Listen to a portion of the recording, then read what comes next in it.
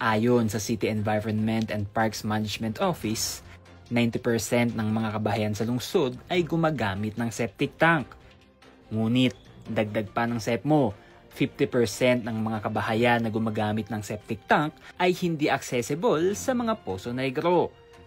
Doon nagkakaroon ng problema kasi kung kahit gustuhin nung household na magpasipsip sa Poso Negro, hindi makapunta yung Poso Negro doon. So, antayin na lang nila ang ulan.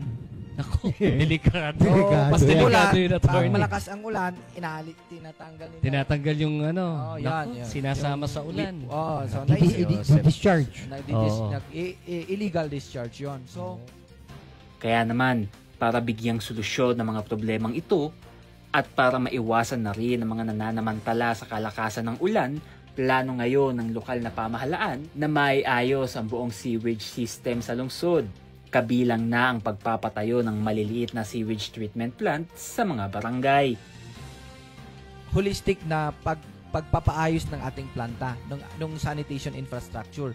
When we say sanitation infrastructure, yung ina-applyan natin, for instance, na loan sa ADB, ay hindi lang tumutugon doon sa pagpapa-rehabilitate ng STP, kundi pati yung mga sewer lines at ultimately, para sa ganon ay makagawa tayo ng mga mas maliliit pang STP in the future para yung mga bahay na hindi pwedeng connect doon sa ating sewer lines papunta sa ating central STP ay magkaroon sila ng mga maliliit na STP sa kanilang mga barangay. O kung hindi man maliliit na STP ay kahit man lang communal septic tank na accessible sa mga Poso Negro.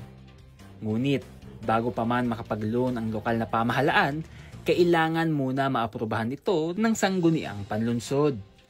Gayon din ang pagsasaordinansa ng Environmental Users Fee na siyang magmumula sa mga bibisita sa lungsod. At ang pag-amyenda sa sewage fee na nagmumula naman sa mga establishmentong pinagmumulan ng wastewater. Sa umiiral na ordinansa o ang Environmental Code of the City of Baguio, nakapaloob dito ang pagkolekta ng sewage fee base sa dami ng toilet bowl sa isang establishmento na ayon sa SEPMO ay hindi patas. Dahil lumalabas na ang isang establishmentong may iisang toilet bowl, ngunit napakarami naman ng gumagamit, ay may parehas na binabayaran kumpara sa isang tahanan na may isang toilet bowl na halos hindi nagagamit dahil sa trabaho o eskwela. At ayon sa polluter pays principle, dapat ay mas malaki ang binabayaran ng establishmento na may mas maraming inlalabas sa pollutant tulad ng wastewater. Kaya naman, ayon sa SEPMO, kailangang iayon sa dami ng nakukonsumong tubig ng isang establishmento ang halaga ng kanyang sewage fee. Kasi based sa principle ng polluters pay principle, based sa equitable principle, dapat kung ano ang kinukonsumo ko na tubig, yun din ang binabayaran ko na wastewater. Tandaan, only 20% actually ng inyong tubig na ginagamit ninyo sa araw-araw ang talagang actual na nagagamit nyo. The rest, 80% nagiging wastewater yan. Pag maligo ka ba, nilulunok mo yung tubig? Hindi, di ba?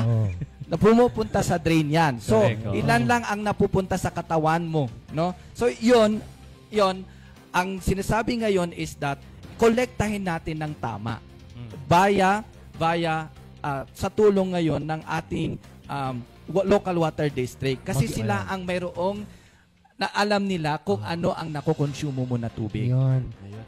Ang makukuhang pondo mula sa environmental users fee at ang sewage fee ay siyang gagamitin bilang pambayad sa naturang loan agreement para sa pagsasaayos ng sewage system sa lungsod ng Baguio.